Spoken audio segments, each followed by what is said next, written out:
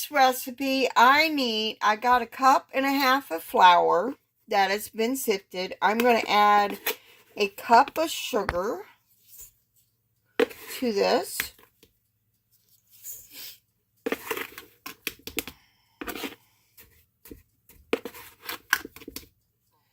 My sugar is getting low. I'm going to have to refill it. So there's 1 cup of sugar. We're adding 1/2 teaspoon of salt, 1 teaspoon of baking soda, 3 tablespoons of cocoa. Wow. So this should be good. So now I'm going to mix this up. So now the recipe says to make 3 holes in our dry ingredients. And now we're going to add the wet. So let's start with the normal deal. So we're going to add 6 tablespoons of oil in 1 hole, 2 tablespoons of vanilla, and now this is kind of a weird ingredient, 1 tablespoon of vinegar. And I'm using white vinegar. Then it says we got to mix this really good. And then we're going to pour it into our baking pan. And I probably shouldn't have used a whisk.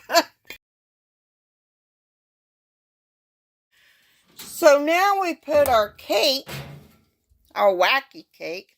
And I did put it in a bread pan, the other pan I worked.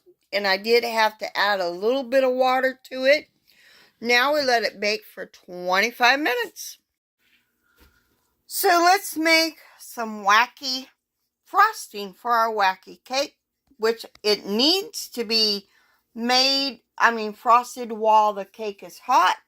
So I got 2 cups of powdered sugar. We're going to add 3 tablespoons of cocoa,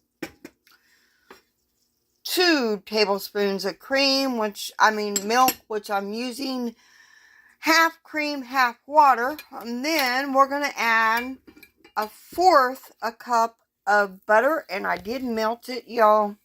I did just to make things easier. So now we need to mix this all together. And of course, you want it at spreading consistency. So I did add a little bit more cream, a little bit more water to this. So now we got to wait until our cake is done before we frost it.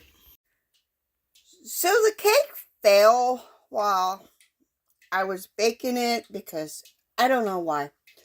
Maybe they're jarring around. But I did frost the cake when it was hot. So now I'm going to let it cool before we have a slice.